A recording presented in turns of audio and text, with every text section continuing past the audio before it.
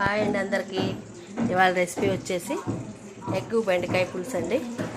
ఇగో ఒక onion cut చేసి పెట్టాను, 4 పచ్చిమిరపకాయలు కట్ చేశాను, బెండకాయలు ఒక 1/2 కిలో కట్ చేసి పెట్టాను, ఒక 4 ఎగ్స్ పొట్టు తీసి పెట్టాను. స్టవ్ మీద గిన్నె పెట్టి ఆయిల్ పోసాను. ఇందులో తాలింపు గింజలు వేసుకుందాం. ఇప్పుడు తాలింపు గింజలు వేసేసాను. ఇందాక కట్ చేసి పెట్టుకున్న ఆనియన్ వేసేసుకుందామండి. పచ్చిమిర్చి కూడా వేసేసేయండి.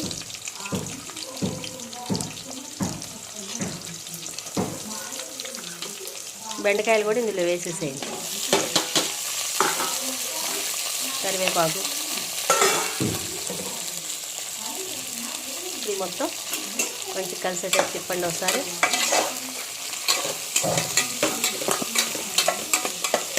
ఇప్పుడు పసుపు వేసుకుందాం. పసుపు వేసుకోండి. ఇప్పుడు మొత్తం కూర ముక్కలన్నీ కలిసేటట్టు తిప్పండి.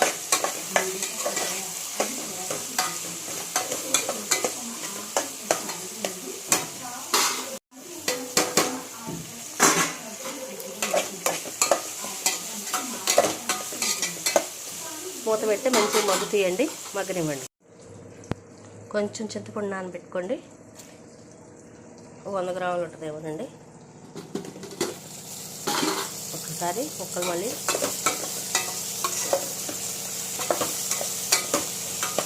ఒకసారి ఇట్లా తిప్పేసేసి మళ్ళీ మూత పెట్టండి. చిక్కదనం కోసం అండి. శనగపిండి అయినా, బియ్యం పిండి అయినా, మైదా పిండి అయినా పర్వాలేదు. నా దగ్గర బియ్యం పిండి ఉంటే తీసుకున్నాను. 1 స్పూన్ చాలు. ఇందులో వాటర్ పోసి కలిపి పెట్టుకోండి. ముక్కలు మగ్గిపోయినాయి చూడండి, వేగిని. ఇప్పుడు పులుసు పోసేసుకోండి. ఇలాగ నానబెట్టిన చింతకుండా పులుసు తీసేసాను. పులుసు తీసి పోసుకోండి. పులుసు సరిపోదు కాబట్టి 1 గ్లాస్ వాటర్ పోసుకోండి. ఇప్పుడు ఇంకో గ్లాస్ కూడా వాటర్ పోసేసుకోండి.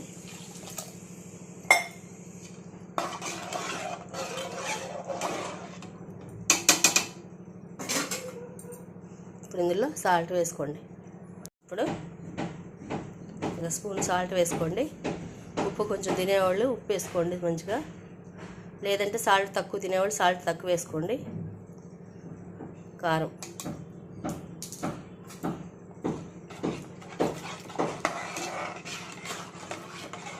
కారం కూడా అంతేనండి. కారం పులుపు తగ్గట్టు వేసుకోండి, లేకపోతే పుల్లగా ఉంటుంది. ఇప్పుడు ఒకసారి ఉప్పు కారం చూసుకోండి. ఇప్పుడు ఇందాక నానబెట్టుకున్న పిండి కూడా పోసేసుకోండి.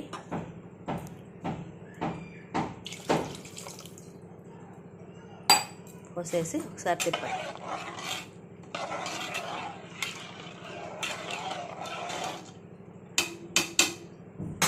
ఇప్పుడు ఇందులో గుడ్లు కూడా వేసేసుకోండి.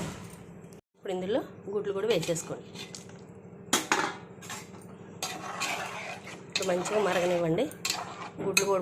గుడ్లు బట్టి గుడ్డు కూడా చాలా టేస్ట్గా ఉంటుంది, పులుసు కూడా చాలా టేస్ట్ ఉంటుందండి. ఇట్లా పెట్టేయండి. మొత్తం ఫుల్ మూత పెట్టేస్తే పొంగిపోతుందండి, అందుకే హాఫ్ మూత పెట్టేసేయండి. ఇప్పుడు ఇందులో కొంచెం పుదీనా, కొత్తిమీర కూడా వేసేసుకోండి.